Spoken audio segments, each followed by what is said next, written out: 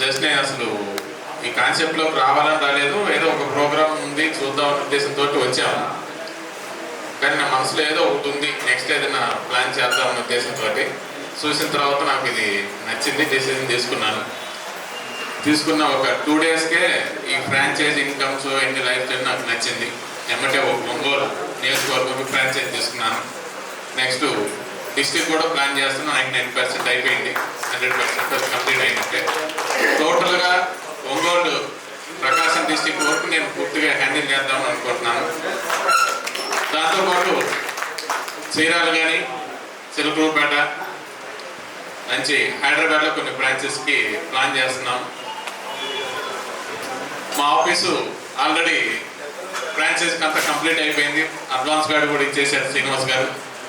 21వ తారీఖు franchise opening చేస్తున్నాం.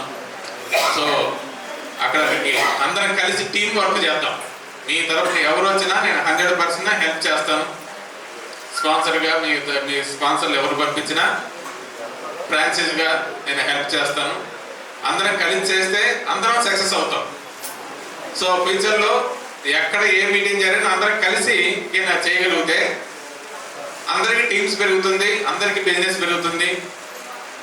ఫ్యూచర్లో రియల్ భూమి అనేది ఒక బిగ్ పిక్చర్ అవుతుంది. రియల్ భూమిని మనం ఇక్కడ డెవలప్ చేసే కొద్దీ నెక్స్ట్ స్టేట్ కూడా వెళ్ళడానికి అవకాశం ఉంటుంది. ఇల్లు కలిసి రెచ్చగలిసి అన్నారు కదా, లోకల్ మనం ఇక్కడ ఎంత స్ట్రాంగ్ అవుతుంటే నెక్స్ట్ జిల్లాలకి, నెక్స్ట్ కంట్రీలకి, నెక్స్ట్ స్టేట్లకి వెళ్ళడానికి అవకాశం ఉంటుంది. మనం తీసుకునే ప్రతి నిర్ణయం రియల్ భూమిని పెంచవచ్చు.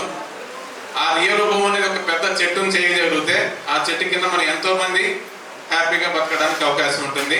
కనుక రియల్ భూమిని పెంచడానికి ట్రై చేద్దాం, ప్రతి ఒక్కరం కష్టపడి. దాని కింద మనం ఎంతో మంది ఆరోగ్యాలతోటి, మనీతోటి హ్యాపీగా ఉండొచ్చు అని నా ఉద్దేశం. సో మిమ్మల్ని అందరినీ ఇన్వైట్ చేస్తున్నాను, ఒంగోలుకి రండి. అక్కడ అందరం కలిసి టీం వర్క్ చేద్దాం. డిస్టిక్లో కూడా హెల్ప్ చేస్తాం, ఫ్రాంచైజీలో హెల్ప్ చేస్తాం. ఇంకా ఏదైనా మీకేదైనా లీడర్స్ ఉన్నారు కాబట్టి వాళ్ళు కూడా నేను రిక్వెస్ట్ అవుతున్నాను, అందరం కలిసి చేద్దాం. Okay, thank you sir. నాకు ఈ అవకాశం ఇచ్చిన శ్రీనివాస్ గారిని, పరిచయం చేసిన కోట శ్రీనివాస్ గారికి థ్యాంక్స్ చెప్తున్నాను. Thank you Subbarao.